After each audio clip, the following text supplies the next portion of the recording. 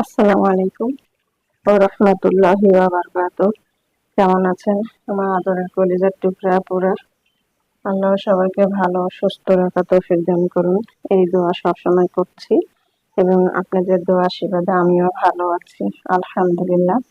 আল্লাহর কাছে শুকরিয়া জানাচ্ছি। আপুরা, আজকে আমি হাজির হয়েছি আপনাদের সামনে কচু নিয়ে। আমি আজকে আমি ডাল রান্না করব, মানে কচুর ঘাটা রান্না করব। তো এর জন্য আমি পেঁয়াজ দিয়ে দিলাম কড়াইয়ের মধ্যে। এবার আমি সরিষার তেল দিয়ে দিব। সরিষার তেল দিয়ে দিলাম।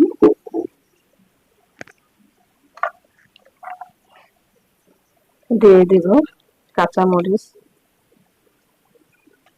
ফালি কয়েকটা এবং রসুন কুচি দিয়ে দিব।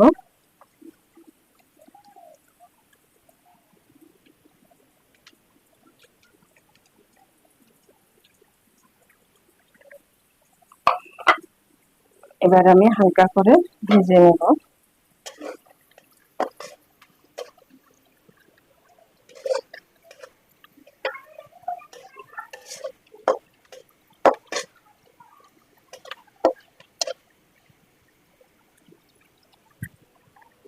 আপুরা, কচু বলতে যে গাদি, অনেকে গাদি বলেন, মুখী বলেন বা কচু বলেন, এগুলাই আমি আজকে ঘাটে রান্না করব, মানে মুখির ঘাটে রান্না করব।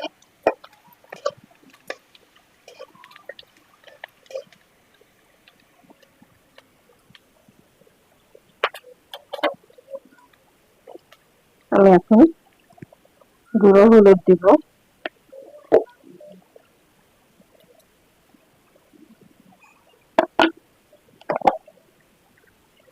দিয়ে দিব সামান্য একটু শুকনো মরিচ গুঁড়ো,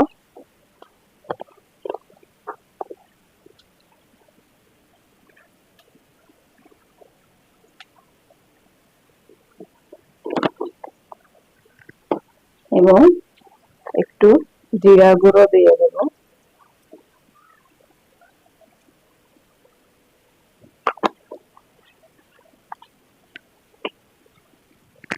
এবারে আমি মুখিগুলো দিয়ে দেবো, মানে কচুগুলো দিয়ে দিলাম।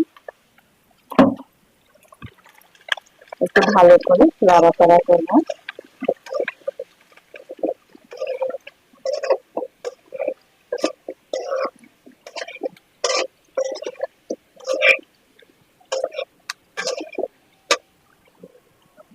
এবং একটু পানি দিয়ে একটু কষিয়ে নিব।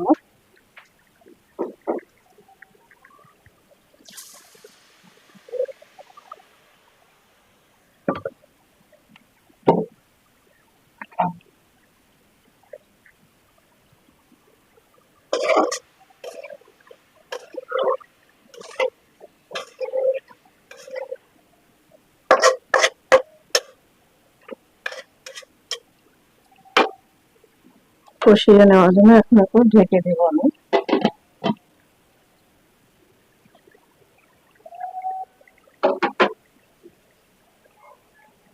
আপুরা,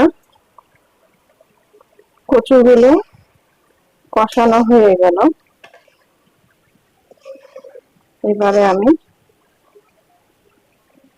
আর একটু পানি দিয়ে বলক উঠিয়ে নেব। তারপর আমি ডাল ঘুটন দিয়ে আমি ঘাটবো। একটু পানি দিয়ে দিচ্ছি।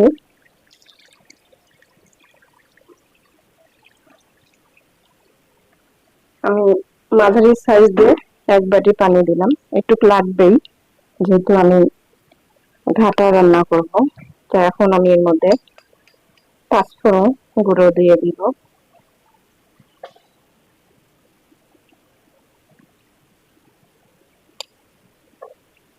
পাঁচফোড়ন গুঁড়ো দিয়ে দিলাম। দিয়ে দিব ধনিয়া পাতা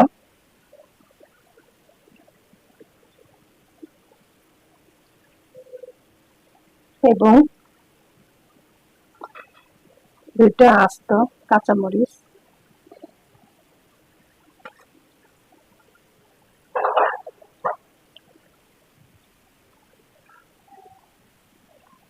এবার আমি বলক উঠিয়ে নিব।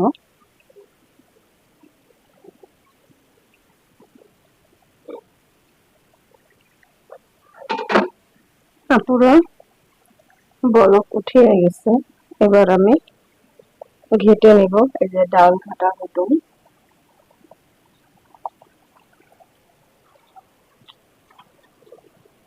পুরো এই ঘাটা কিন্তু অনেক মজাদার হয়। আপনারা খেয়েছেন কিনা অবশ্যই কমেন্ট করে কিন্তু জানাবেন আমাকে, যে এই গাড়ি ঘাটা আপনাদের কাছে কেমন লাগে খেতে।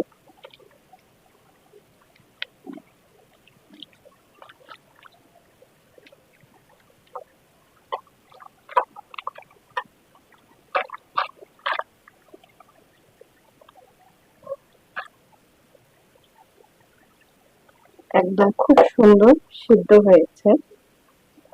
আর এই গাড়ি ঘাটা অনেক তাড়াতাড়ি সিদ্ধ হয়ে যায়, রান্না করলে রান্নাটা তাড়াতাড়ি হয়ে যায়। যদি গাড়িটা অনেক ভালো হয় তাহলে সিদ্ধটা ভালো হবে। তারপরে নামিয়ে নিয়ে আসলাম কচু ঘাটি রান্না। তো এই কচু ঘাটা রান্নাটা কেমন লেগেছে আপনাদের কাছে অবশ্যই কমেন্ট করে জানাবেন। লাইক দিন, বেশি বেশি করে শেয়ার করুন। দোয়া চাই ছোট্ট রান্নাঘর চ্যানেলটিকে সাবস্ক্রাইব করতে একদমই ভুলবেন না। যারা নতুন আপনারা দেখছেন পাশে বেল বাটনটি ক্লিক করে আমার ভিডিওর পাশেই থাকুন। সবাই ভালো থাকুন ও সুস্থ থাকুন।